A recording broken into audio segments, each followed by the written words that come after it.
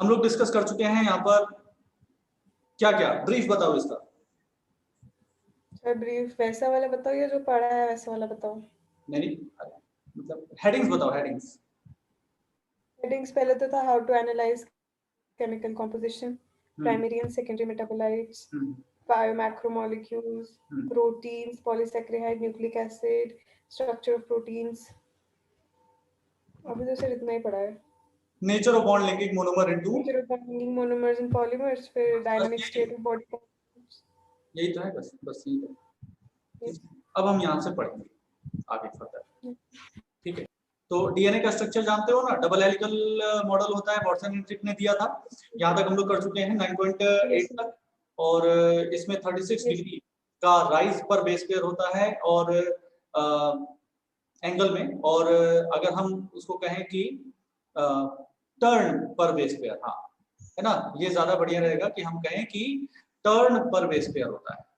तो टर्न पर base pair कितना होगा 36 डिग्री, और राइज पर बेस पेयर कितना होगा, ठीक है, राइज हो जाएगा 3.4 आर्मस्ट्रॉन्ग का। तो 10 बेस पेयर्स का जो एक टर्न है हमारे पास, उसमें हम क्या बोलेंगे 34 आर्मस्ट्रॉन्ग। ठीक है, 20 आर्मस्ट्रॉन्ग का इसका होता है डायमीटर। और ये जो है बी डीएनए, ए डीएनए, बी डीएनए, सी डीएनए, डी डीएनए और जेड डीएनए, ठीक है, ये 5 टाइप के डीएनए मिलते हैं। और हमारे पास जो डीएनए है वो बी डीएनए है, वाटसन एंड क्रिक ने जो डिस्कवर किया था वो बी डीएनए किया था। ठीक है, डायमेंशंस जो हैं पर बेस पर टर्न जो बेस पेयर्स हैं वो, और जो उनका ओरिएंटेशन है शुगर फॉस्फेट बैकबोन के अलोंग, जैसे कि मोरलेस यहाँ पर परपेंडिकुलर बताया है। ठीक है, इस टाइप का, इन सब चीजों में चेंजेस आते हैं बस। तो बी डीएनए हमारे पास मेनली होता है। तो वैसे वैसे 5 ही होते हैं, लेकिन there are more than a dozen forms of DNA named after English alphabet with unique structural features. ठीक है, जिसमें से 5 हम जनरली आपके पैकेज में होगा, वहां पर 5 तक हम पढ़ते हैं। तो now we are going to discuss about the dynamic state of body constituents, concept of metabolism. सबसे पहले तो डेफिनेटली इसको, सबसे पहले तो हेडिंग को देखो आप, dynamic state of body constituent. Body constituents क्या है, हमारे बायोमोलिक्यूल्स हैं। यही जो बायोमोलिक्यूल्स हैं इनका डायनेमिक स्टेट है। डायनेमिक स्टेट यानी कि ये एक दूसरे में चेंज होते रहते हैं, कन्वर्ट होते रहते हैं। ठीक है, और यही क्या है, यही कंसेप्ट ऑफ मेटाबॉलिज्म है बेटा। मेटाबॉलिक रिएक्शंस ही तो हैं जिसकी वजह से ये एक दूसरे में कन्वर्ट होते रहते हैं। ठीक है, तो यही हम इसी को बोलते हैं concept of metabolism. What we have learned till now is that living organisms, be it a simple bacterial cell, a protozoan, a plant or an animal, contain thousands of organic compounds. चाहे वो कोई भी organism हो, ठीक है, prokaryotic से लेकर और हायर यूकैरियोटिक मल्टीसेलुलर ऑर्गेनिजम्स तक, ह्यूमन बींग्स तक, वहां पर थाउजेंड्स ऑफ ऑर्गेनिक कंपाउंड्स होते हैं। अब these compounds or biomolecules are present in certain concentration, एक particular उसकी concentration होती है, ठीक है, certain concentration expressed as moles per cell or moles per liter, etc. One of the greatest discoveries ever made was the observation that all these biomolecules have a turnover. This means that they are constantly being changed into some other biomolecule and also made from some other biomolecule. This breaking and making is through chemical reaction constantly occurring in living organism, जिसको हम क्या बोलते हैं, metabolism. तो यहाँ पर हमारे पास क्या चीज आ गई सीखने की, टर्नओवर। जैसे कंपनी का टर्नओवर होता है कि कितना इन्वेस्टमेंट किया और उससे उन्हें कितना मिला है। ठीक है, तो ऐसे ही यहाँ पर जो पर्टिकुलर बायोमोलिक्यूल्स हैं, जैसे मान लेते हैं कि ग्लूकोज है, तो कितने ग्लूकोज मॉलिक्यूल ग्लाइकोजन में कन्वर्ट हो रहे हैं, कितने ग्लाइकोजन मॉलिक्यूल ग्लूकोज में कन्वर्ट हो रहे हैं। ठीक है, तो इन मॉलिक्यूल्स का, इन सभी बायोमोलिक्यूल्स का क्या होता है, एक टर्नओवर होता है, यानी कि कॉन्स्टेंटली चेंज हो रहे हैं एक दूसरे में, पॉलीमराइज होकर ग्लाइकोजन, ग्लाइकोजन डीपॉलीमराइज होकर glucose, as per the requirement of the body, as per the requirement of our body. ठीक है, तो इनका एक टर्नओवर होता है। वैसे अगर कहा जाए तो टर्नओवर जो है वो एंजाइम से रिलेटेड बेटा एक कंसेप्ट होता है, इसको हम एंजाइम में पढ़ेंगे। ठीक है, लेकिन बायोमोलिक्यूल्स जो हैं उन्हीं का तो एंजाइम कैटालाइसिस करेगा, उन्हीं की तो कैटालाइसिस करेगा, है ना, बायोमोलिक्यूलर रिएक्शंस की, इसलिए टर्नओवर यहाँ पर भी दे दिया है। तो यानी कि number of molecules being converted पर मिनट, ठीक है, वो एक एंजाइम का टर्नओवर नंबर होता है। तो जो वो वाला एंजाइम हम पढ़ते हैं ना, कौन सा कार्बोनिक एनहाइड्रेज, उसका टर्नओवर नंबर बहुत ज्यादा होता है, ठीक है, ओके। हाँ, तो अब इसी को हम मेटाबॉलिज्म कहते हैं। ये जो कांस्टेंट इंटरकन्वर्जन है, each of the metabolic reaction result in transformation, ये एक टर्म आ गई ट्रांसफॉर्मेशन। सर आपने बोला ना कि रिक्वायरमेंट के बेसिस पे होता है, तो वो भी रिक्वायरमेंट पे ही होगा, किसका रिक्वायरमेंट ज्यादा है इसलिए उसका टर्नओवर। जिसका रिक्वायरमेंट ज्यादा है उसका उसी का टर्नओवर ज्यादा है। हाँ, ये आप बिल्कुल आपने कह सकते हो, बिल्कुल कह सकते हो।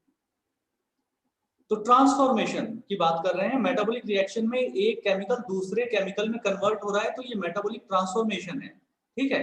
अब ट्रांसफॉर्मेशन अलग अलग टाइप की हो सकती है बेटा, जैसे कि क्या है, हाइड्रोजनेशन, हाइड्रोजन ग्रुप का एडिशन हो गया, या ऑक्सीडेशन हो गया किसी का, या रिडक्शन हो गया, या क्रेब्स साइकिल में हम डी कार्बोक्सिलेशन करते हैं ना, डी कार्बोक्सिलेशन हो गया, या फॉस्फोराइलेशन हो गया, ओके। ये डिफरेंट टाइप के ट्रांसफॉर्मेशंस हैं। अमाइनेशन और डीअमाइनेशन हो गया, डीअमाइनेशन से किडनीज में यूरिया बनता है, सॉरी लिवर में ऑर्निथिन साइकिल से यूरिया बनता है डीअमाइनेशन के थ्रू। सो यहां देखो, removal of carbon dioxide from amino acid, making an amino acid into an amine. Amino acid होता है ना जिसमें अमाइन और कार्बोक्सिल दोनों ही ग्रुप होते हैं, तो अगर कार्बोक्सिल आप रिमूव कर दोगे तो अमाइनो एसिड क्या बन के रह जाएगा, केवल अमाइन। सो ये क्या हो गया, decarboxylation. Removal of amino group in a nucleotide base, ये क्या हो जाएगा, deamination. Hydrolysis of a glycosidic bond in a disaccharide, disaccharide glycosidic bond से एक दूसरे से कनेक्टेड होते हैं, अगर उनके बीच का ग्लाइकोसिडिक बॉन्ड टूटेगा तो मोनोसैकराइड में कन्वर्ट हो जाएंगे, तो हाइड्रोलाइसिस हो गया। So we can list 10 and thousands of such examples, जैसे कि यहां पर हमने कुछ एग्जांपल्स लिए हैं। Majority of these metabolic reactions do not occur in isolation but are always linked to some other reaction. आपको याद आ रहा है रेस्पिरेशन में हमने किस तरीके से एसिटाइल कोएंजाइम ए को प्रोटीन, फैट और कार्बोहाइड्रेट तीनों से कनेक्ट किया था। अभी कल हम जो IQ भी कर रहे थे, है ना? हाँ जी, yes sir. So in other words, metabolites are converted into each other in a series of linked reaction called metabolic pathway. So transformation के बाद मेन यहाँ पर और क्या आ गया हमारे पास, metabolic pathway। तो क्या क्या चीजें आ गई, सबसे पहले टर्नओवर, यानी कि number of molecules being converted into any other molecule, turnover. फिर मेटाबॉलिज्म, वो हम जानते ही हैं। फिर transformation and then metabolic pathways. These metabolic pathways are similar to the automobile traffic in a city. These pathways are either linear or circular. जैसे हम बोलते हैं ना कि एक ये रोड है, यहाँ पर ट्रैफिक चल रहा है, उसके बाद ये रोड यहाँ पर इंटरसेक्ट कर रही है, ठीक है, तो यहाँ पर एक चौक बन गया, ठीक है, एक स्क्वायर बन गया। उसके बाद यहाँ से स्ट्रेट एक रोड आ रही है, साइड से इसके निकल रही है, ठीक है, उसके बाद ये यहाँ पर जा रही है, तो फिर ये यहाँ से क्रॉस करते हुए निकल रही है। तो ऐसे ही हमारे पास ये जिस तरीके से ऑटोमोबाइल ट्रैफिक होता है रोड में एक सिटी में, उसी टाइप से बहुत सारी बायोकेमिकल रिएक्शन जो है इंटीग्रेटेड होती है, और कहीं ना कहीं कोई ना कोई उनका इंटरमीडिएट जो मेटाबोलाइट है वो किसी का प्रिकर्सर है या किसी का एंड प्रोडक्ट है। फॉर एग्जांपल पायरुविक एसिड, ठीक है, जैसे कि ग्लूकोज से ग्लाइकोलाइसिस ये पाथवे है, यहाँ पर क्या बन गया, पायरुवेट बन गया, ठीक है। अब ये पायरुवेट जो है यहाँ पर ग्लाइकोलाइसिस तो खत्म हो गई, लेकिन ग्लाइकोलाइसिस का जो एंड प्रोडक्ट है वही क्या बोलेंगे इसको, फेट ऑफ पायरुवेट ना, जिसमें हम क्या पढ़ते हैं, हम फेर्मेंटेशन पढ़ेंगे, ठीक है। और ये फेर्मेंटेशन कैसा कैसा हो सकता है, यहाँ पर इथेनॉल बन सकता है या यहाँ पर लैक्टिक एसिड बन सकता है, लैक्टिक एसिड, ठीक है। तो इस टाइप से पायरुवेट जो यहाँ पर ग्लाइकोलाइसिस का एंड प्रोडक्ट था, वो पायरुवेट फेर्मेंटेशन इथेनॉल और लैक्टिक एसिड फेर्मेंटेशन के लिए इनिशियल हो गया। फिर पायरुवेट से क्या बन गया, एसिटाइल कोएंजाइम, और एसिटाइल कोएंजाइम ये जो है क्रेब्स साइकिल का इनिशियल प्रोडक्ट है, इनिशियल जो मॉलिक्यूल है वो है, ठीक है। अब एसिटाइल कोएंजाइम में यहाँ पर फैटी एसिड्स है। फैटी एसिड्स का जब ब्रेकडाउन होता है तो एसिटाइल फ्रैक्शन बनता है। ये जो एसिटाइल ग्रुप बना, इसमें फिर कोएंजाइम ए ऐड हो जाएगा, तो फिर ये एसिटाइल कोएंजाइम ए हो गया। क्रेब साइकिल से जो डिफरेंट डिफरेंट हमारे पास मेटाबोलाइट निकल रहे हैं, या मतलब जैसे NADH मान लें, NADH मान लें, NADH जो है फिर इलेक्ट्रॉन ट्रांसपोर्ट सिस्टम में पार्टिसिपेट करेगा, NADH2। यहां पर प्रोटीन्स हैं, और प्रोटीन्स डीपॉलीमराइज होकर अमाइनो एसिड बना रहे हैं, और अमाइनो एसिड मॉडिफाई हो जा रहे हैं, मॉडिफाई होकर वो क्रेब साइकिल में पार्टिसिपेट कर रहे हैं, या क्रेब साइकिल से निकलकर अमाइनो एसिड बन रहे हैं, अमाइनो एसिड से प्रोटीन बन रहा है। ठीक है, तो आप देख रहे हो कि ग्लूकोज का कंप्लीट ब्रेकडाउन जो है ये इस टाइप से चल रहा है, ऐसे चल रहा है, ऐसे चल रहा है, जिसमें ग्लाइकोलाइसिस हो गई, क्रेब साइकिल हो गई और ETS हो गया। लेकिन इसी बीच क्या क्या यहाँ पर लिंक्ड है, ये भी आप देख रहे हो, है ना? Okay, so these pathways crisscross each other, यानी क्रॉस करते रहते हैं। There are traffic junctions, ये junctions हैं, वही जो हमने बात की, एसिटाइल कोएंजाइमिक जंक्शन है। Flow of metabolite through metabolic pathway has a definite rate, इसीलिए तो इनकी कांस्टेंट कंसंट्रेशन बनी रहती है, क्योंकि एक रेट है इनका, उसी के अकॉर्डिंग ये फ्लो मेंटेन रहता है। And direction like automobile traffic, this metabolite flow is called dynamic state of body constituent, इसी को कहते हैं dynamic state. This metabolic flow, यानी कि प्रोटीन डीपॉलीमराइज हो रहा है, प्रोटीन डीपॉलीमराइज होकर अमाइनो एसिड बना रहा है, फिर अमाइनो एसिड हमारे डिफरेंट हार्मोन्स बना रहे हैं, जैसे मेलाटोनिन है, सेरोटोनिन है, ग्लाइसिन से हीम बन रहा है, हीमोग्लोबिन बन रहा है। अब ग्लोबिन में फिर प्रोटीन की जरूरत है, तो उसमें अमाइनो एसिड पॉलीमराइज हो रहे हैं।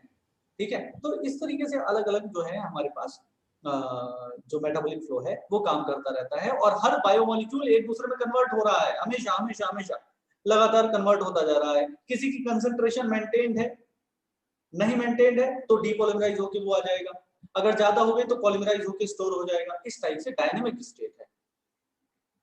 What is most important is that this interlinked metabolic traffic is very smooth and without a single reported mishap for healthy conditions. अगर होता है तो वो क्या हो जाएगा, मेटाबॉलिक डिसऑर्डर, है ना?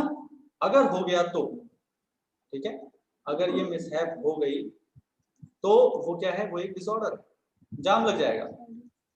ठीक है, और वो कहीं ना कहीं क्योंकि सबसे इंटर रिलेटेड है, बाकी सभी लिंक्ड मेटाबॉलिक पाथवेज को सूनर और लेटर अफेक्ट करने वाला है।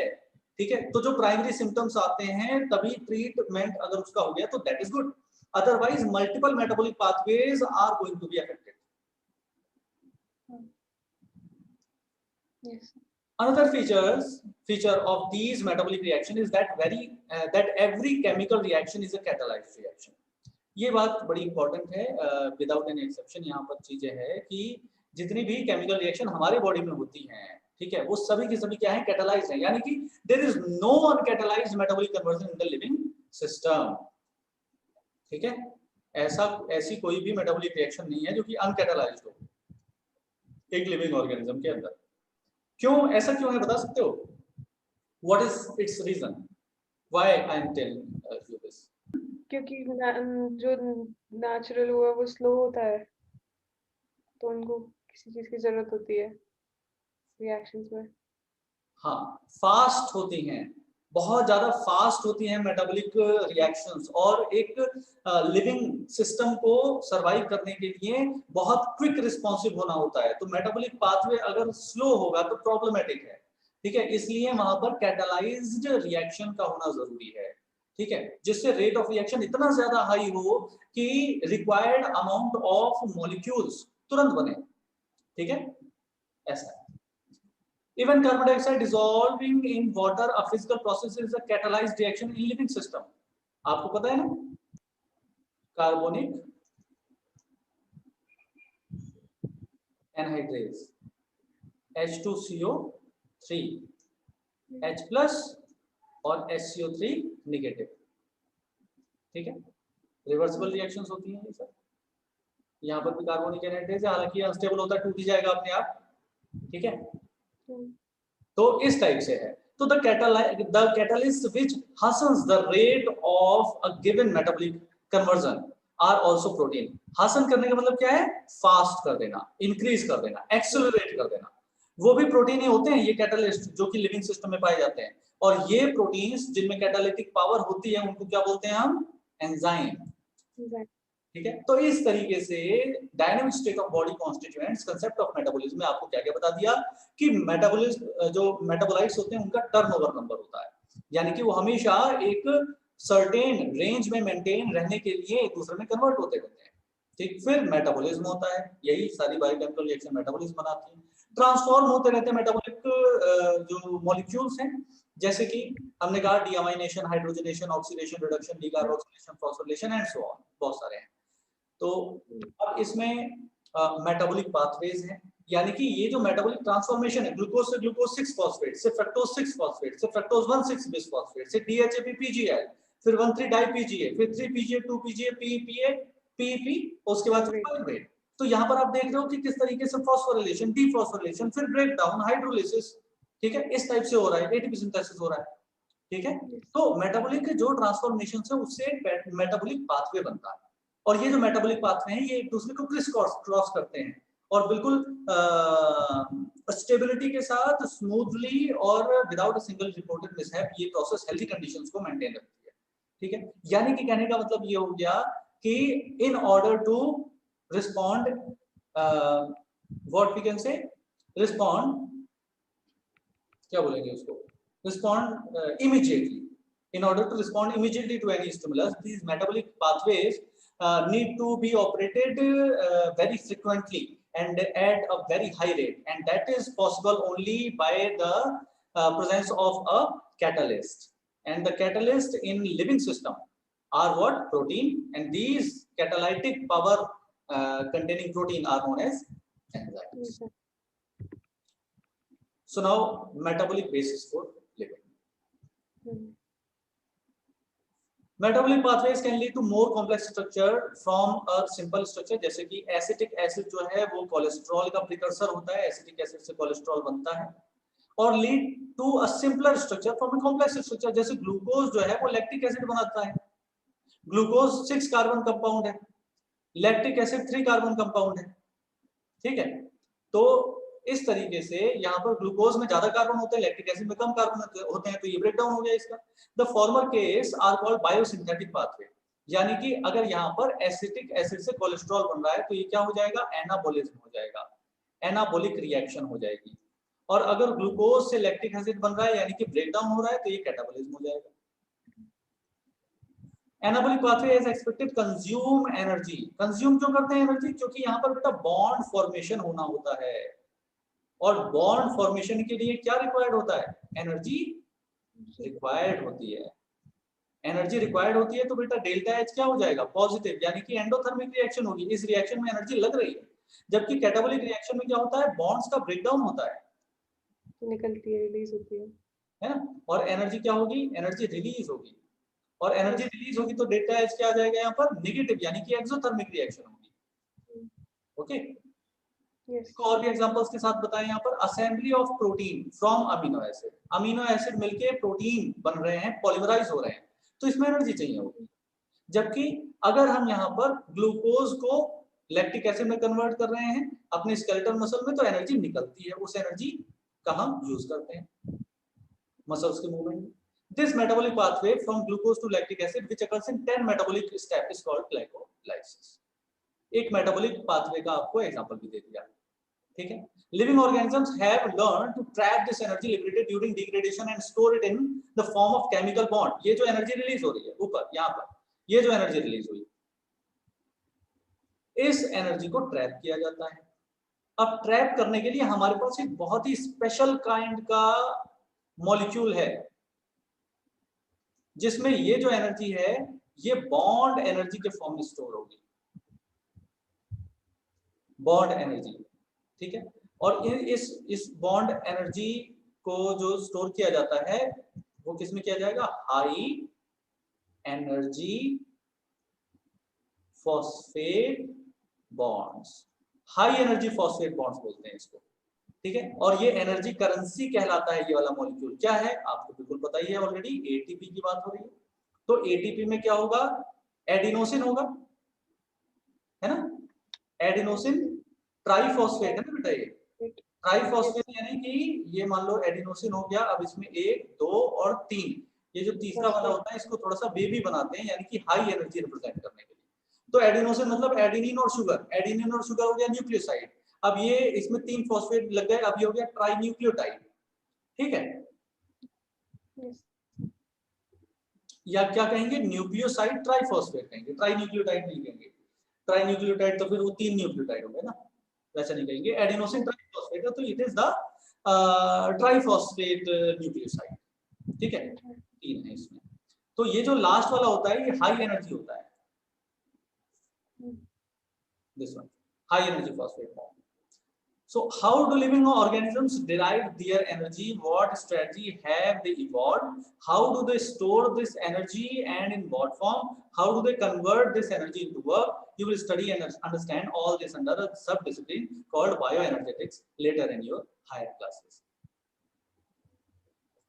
यानी कि इनके मॉलिक्यूलर स्ट्रक्चर को एनालाइज करते हुए किस स्टेप पर फॉस्फेट ग्रुप ऐड हो रहा है या रिमूव हो रहा है, और उससे जो एनर्जी निकल रही है उसका यूज दूसरे मॉलिक्यूल से बॉन्ड बनाने के लिए किस तरीके से हो रहा है। तो विद मॉलिक्यूलर स्ट्रक्चर आप ग्लाइकोलाइसिस, क्रेब्स साइकिल और प्रोटियोजेनेसिस और लाइपोलाइसिस, ये सारी जो बायोकेमिकल पाथवेज हैं ये आप हायर क्लासेस में बायोकेमिस्ट्री में पढ़ेंगे, बायोएनर्जेटिक्स में पढ़ेंगे, ठीक है।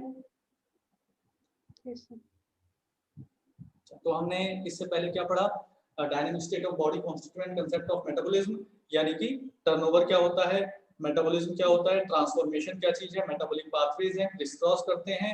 डायनामिक स्टेट है, कैटालाइज्ड रिएक्शन है, सारी की सारी एंजाइम्स होते हैं, the proteins with catalytic power. Metabolic basis of for living, इसमें हमने एनाबॉलिज्म कैटाबॉलिज्म पढ़ लिया, exothermic endothermic reaction, sorry endothermic exothermic reaction पढ़ लिया हमने, एनाबॉलिक एंडोथर्मिक और कैटाबॉलिक एक्सोथर्मिक, ठीक है। इसके एग्जांपल्स भी पढ़ लिए कि प्रोटीन का फॉर्मेशन अमीनो एसिड से, पॉलीमराइजेशन है तो बॉन्ड बनने हैं, बॉन्ड बनने तो एनाबॉलिज्म होगा यानी कि एनर्जी लगेगी। कैटाबॉलिज्म में ग्लूकोज से lactic acid, 10 step process lipolysis, और जो एनर्जी निकलती है उसको हम ट्रैप करते हैं ATP, high energy phosphate bond. Is this clear sir? जैसे एटीपी होती है, एनएडीपी भी होता है ना, तो एनएडीपी अलग फॉर्म में रिलीज होती है या फिर हम कहते हैं कि चलो 3 एनएडीपी वो आ गया तो इसे ये नाम दे देते हैं? मैं बता देता हूँ, ये जो एनएडी है ना, एनएडी जो है इसके 2 फेट हो सकते हैं और ये डिपेंड करता है वहां पर फॉस्फेट की अवेलेबिलिटी पर।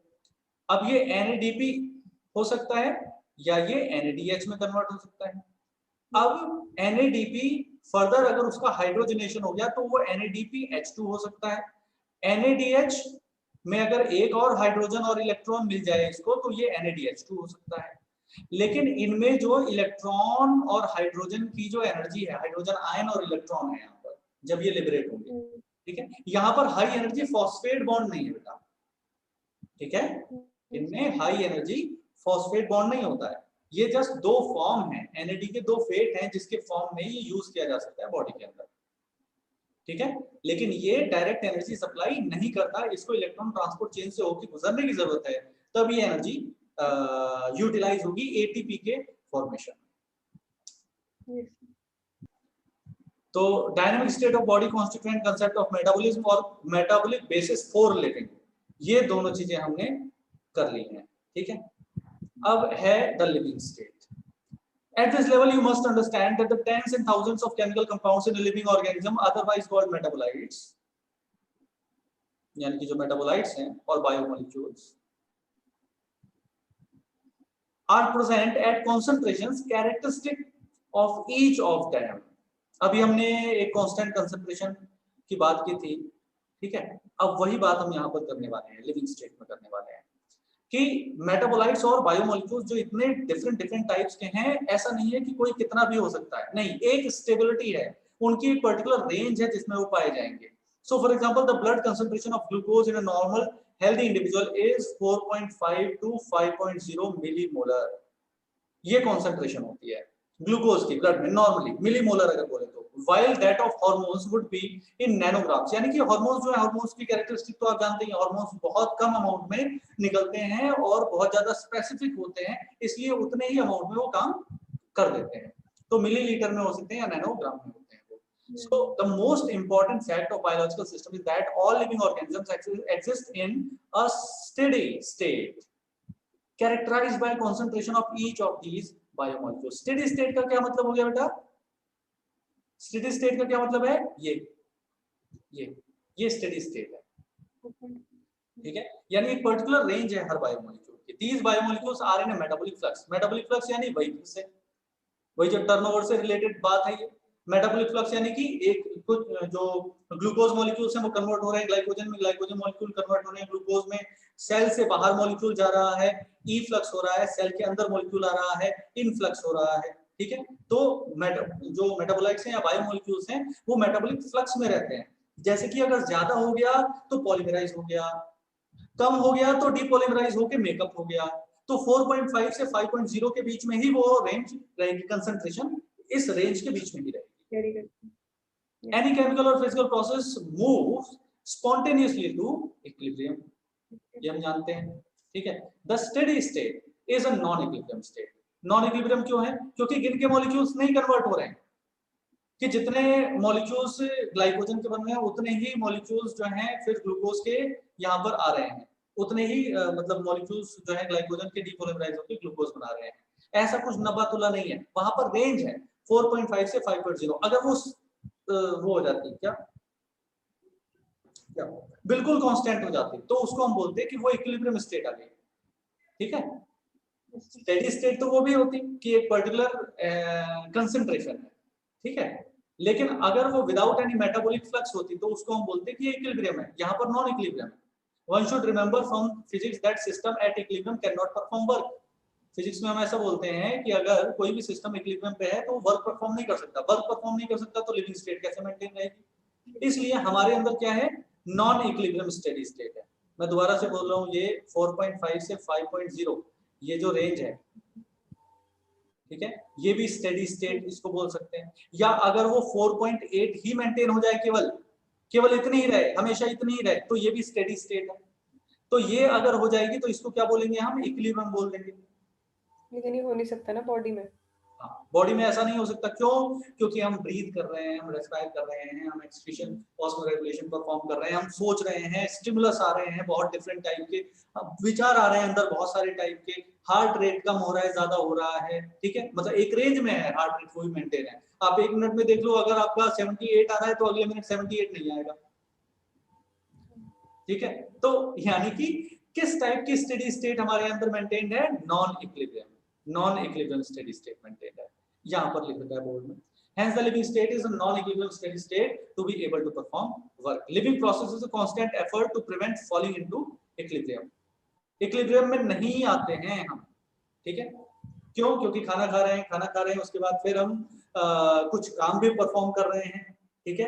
अब वो काम जो है वो खाना खाने के हिसाब से हमेशा नबातुला तो नहीं रहता, ठीक है, कि जितनी एनर्जी हमारे पास आई है केवल उतना ही हमें बैलेंस शीट पूरी पता हो कि इतने एटीपी मॉलिक्यूल्स हमारे अंदर बन गए हैं और इतना मसल कॉन्ट्रैक्शन करने पर इतने एटीपी मॉलिक्यूल यूज हो जाएंगे तो उतना ही करना है, हमें बैलेंस रखना, ऐसा नहीं होता है, ठीक है।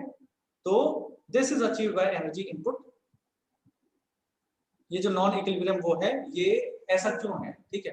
तो this is achieved by energy input, यानी कि एटीपी का इसमें इन्वॉल्वमेंट है। Metabolism provide a mechanism for production of energy. इस एनर्जी के प्रोडक्शन से ना, देखो जब ये एनर्जी निकलती है किसी भी कैटाबॉलिक प्रोसेस से, जैसे कि ग्लाइकोलाइसिस से, तो पता क्या हो रहा है, some amount is liberating as heat and some amount is being captured in the high energy phosphate bonds। तो ये जो हीट निकल रही है जब भी ग्लाइकोलाइसिस से एटीपी बनेगा तो ये भी तो एनर्जी इनपुट कर रही है, ठीक है। और जब इस एटीपी का यूज होगा तो भी एनर्जी डेसिपेशन होगा, ठीक है। तो इस वजह से यहाँ पर इक्विलिब्रियम नहीं आ पाता है, ठीक है, इस एनर्जी इनपुट की वजह से, ठीक है। इनका ये कहने का मतलब है। So without metabolism there can not be a living state. बिल्कुल, लिविंग स्टेट और मेटाबॉलिज्म सिनोनिम है, बिल्कुल है,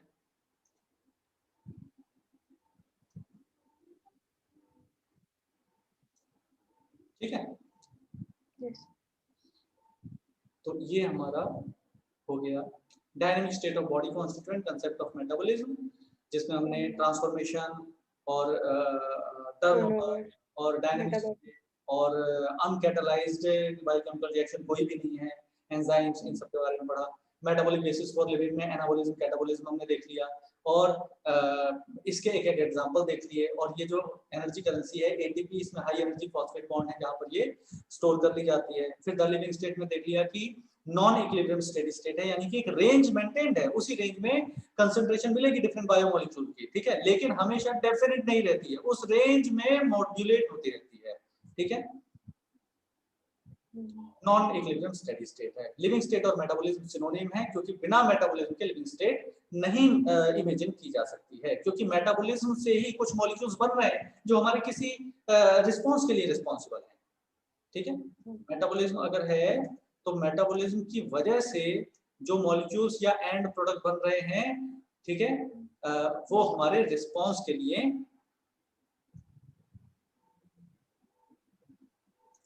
वो किसी भी स्टिमुलस से रिस्पांस जो हम कर रहे हैं उसके बैकग्राउंड में ये मेटाबॉलिक रिएक्शंस हैं, ठीक है। जैसे हम वर्क कर रहे हैं तो वर्क करने के पीछे क्या है बेटा, ग्लाइकोलाइसिस है और फिर क्या है, मसल कॉन्ट्रैक्शन है, ठीक है। फिर हम कुछ सोच रहे हैं तो सोचने के पीछे फिर क्या है, एनर्जी लगेगी, सोडियम पोटेशियम एटीपीएस पंप है, ठीक है, और वहां पर फिजियोलॉजिकल प्रोसेस क्या हो गई, नर्व कंडक्शन हो गया, ठीक है। उसके बाद जब हम वर्क कर रहे हैं तो यहाँ पर फिर मसल के अंदर क्या हो रहा है, मसल कॉन्ट्रैक्शन की वजह से मसल ब्रेकडाउन हो रहा है, ठीक है। मसल में क्या हो रहा है, इन्फ्लेमेशन हो रहा है, मसल ब्रेकडाउन हो रहा है, और मसल ब्रेकडाउन अगर होगा तो फिर यहाँ पर क्या होना है, रिपेयर होना है। और रिपेयर के लिए क्या होता है बेटा, रिपेयर के लिए प्रोटीन बनना है ना, तो प्रोटीन बनना है तो अमाइनो एसिड से प्रोटीन बनेंगे, तो ये क्या है, पॉलीमराइजेशन, ओके। तो इस तरीके से मेटाबॉलिज्म अगर चल रहा है तो ही लिविंग स्टेट मेंटेन है, ओके। अब हम बात करें एंजाइम की। Almost all enzymes are protein. यहाँ पर ये वाली भी बात आ जाती है कि all enzymes are protein but not vice versa. Yes sir, almost में इन्होंने ऑलमोस्ट डाल दिया यहाँ पे भी। ऑलमोस्ट बेटा उसकी वजह से डाला है, क्या कहते हैं, राइबोजाइम की वजह से डाला है, उसको हम देख लेंगे अभी। लेकिन जैसे जिस टाइप से करेक्ट इनकरेक्ट में ऑप्शन में लैंग्वेज आती है ना, वो मैं यहाँ पर लिख दे रहा हूँ। वहां पर ऑल बोल देते हैं, all enzymes are proteins but not vice versa, यानी कि इसका अपोजिट ट्रू नहीं है। अपोजिट क्या होगा, ऑल प्रोटीन्स आर एंजाइम, ऐसा नहीं है। क्यों? क्योंकि प्रोटीन्स जो है बेटा मल्टी डायमेंशनल काम करते हैं, प्रोटीन्स एंजाइम भी हो सकते हैं, ठीक है। प्रोटीन्स जो है क्या है, ये ट्रांसपोर्ट का काम कर सकते हैं, जैसे हीमोग्लोबिन। प्रोटीन डिफेंस का काम कर सकते हैं, जैसे कि एंटीबॉडीज। प्रोटीन जो है वो ऑस्मोटिक प्रेशर को रेगुलेट कर सकते हैं, जैसे कि एल्ब्यूमिन होता है। प्रोटीन्स स्ट्रक्चरल हो सकते हैं, जैसे कि हेयर में केराटिन होता है। तो मतलब कि प्रोटीन्स के बहुत बहुत सारे काम है, उनमें से एक काम है प्रोटीन से एंजाइम का बनना, ठीक है। So almost all enzymes are protein, there are some nucleic acid. Almost क्यों बोला है, उसका रीजन है, ऑलमोस्ट का रीजन जो है ये कि सम न्यूक्लिक एसिड्स भी हैं, यानी कि आरएनए मॉलिक्यूल्स हैं जो कि एंजाइम की तरह काम करते हैं, तो उनको हम कहते हैं राइबोजाइम। और ये क्वेश्चन का पॉइंट है। नीट फेज 2, ये जो हमने 3 पैराग्राफ पढ़े हैं, इससे 2013 के बाद से कोई क्वेश्चन नहीं है बेटा, ये जनरल अंडरस्टैंडिंग का है, ठीक है। जनरल अंडरस्टैंडिंग के लिए ये 3 हमने पढ़े। तो यहाँ पर 2013 का है कि जो एंजाइम्स होते हैं वो प्रोटीन होते हैं, नॉट लिपिड, ठीक है। इसके बाद फिर 2016 नीट फेज 2 का क्वेश्चन है कि नॉन प्रोटीनेशियस एंजाइम्स कौन से होते हैं। न्यूक्लिक एसिड वाले, हाँ, राइबोजाइम। ये दो क्वेश्चन है। One can depict an enzyme by a line diagram. An enzyme, like any protein, has a primary structure. पहले तो वो ये ऐसे ही होता है, ठीक है। उसके बाद फिर क्या है उसमें अल्फा हेलिकल या बीटा प्लेटेड आएगा और उसके बाद फिर वो वही 3 डायमेंशनल स्ट्रक्चर बन जाएगा उसका। तो प्राइमरी से सेकेंडरी आएगा, सेकेंडरी से फिर टर्शियरी बनेगा वो, ठीक है। सो हर एंजाइम में अमीनो एसिड का पर्टिकुलर सीक्वेंस होता ही होता है। फिर an enzyme like any protein has a secondary और फिर उसके बाद फिर टर्शियरी स्ट्रक्चर, और प्राइमरी होता ही है अमीनो एसिड का सीक्वेंस। यहाँ पर बोल दिया प्राइमरी होता है तभी तो सेकेंडरी होता है और टर्शियरी होता है, हमने प्रोटीन स्ट्रक्चर में पढ़ा। When you look at a tertiary structure you will notice the backbone of the protein chain folds upon itself, जैसे कि ये वाला हमने फिगर किया है। The chain crisscrosses itself and hence many crevices or pockets are made. इन्हीं pockets को हम क्या बोलते हैं, एक्टिव साइट, और इन्हीं एक्टिव साइट में सबस्ट्रेट फिट होता है और फिर प्रोडक्ट में कन्वर्ट होता है, ठीक है। तो इस तरीके से एंजाइम्स एक्टिव साइट के थ्रू रिएक्शंस को हाई रेट पर कैटालाइज करते हैं। और ये इनऑर्गेनिक कैटालिस्ट से डिफरेंट टाइप से अलग होते हैं बेटा। ऑर्गेनिक कैटालिस्ट क्या होता है, एक मतलब मेटल टाइप होता है ना, जिंक है, प्लेटिनम है, पैलेडियम है, कोबाल्ट है, निकल है, ठीक है। जबकि ये जो है हैवी मॉलिक्यूलर वेट मॉलिक्यूल्स होते हैं, एंजाइम्स है ना, एंजाइम प्रोटीन है, प्रोटीन अमीनो एसिड से मिलकर बना है, ठीक है। तो अब आप देख लो कार्बन है, हाइड्रोजन है, ऑक्सीजन है, नाइट्रोजन है, और वैसे क्या है, जिंक है, प्लेटिनम है, पैलेडियम है, निकल है। तो वो हैवी मेटल्स है, ज्यादा मॉलिक्यूलर वेट है उनका, ज्यादा एटॉमिक वेट है उनका। लेकिन यहाँ पर क्या है, carbon, hydrogen, oxygen, nitrogen, sulphur, इन सबसे मिलके अमीनो एसिड बनाए, अमीनो एसिड से मिलके फिर प्रोटीन बनाए, प्रोटीन की टर्शियरी कॉइलिंग से फिर एंजाइम बनाए। तो एंजाइम का तो बिल्कुल कॉम्प्लेक्स स्ट्रक्चर हो गया, मॉलिक्यूलर वेट उसका बहुत ज्यादा हो गया, मॉलिक्यूल हो गया वो।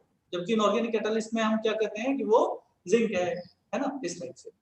But one major difference need mention, inorganic catalyst work efficiently at high temperature, जबकि एंजाइम को हाई टेम्परेचर दे दो तो वो 40 डिग्री के ऊपर कैसा हो जाएगा, डीनेचर हो जाएगा, है ना, डैमेज हो जाएगा।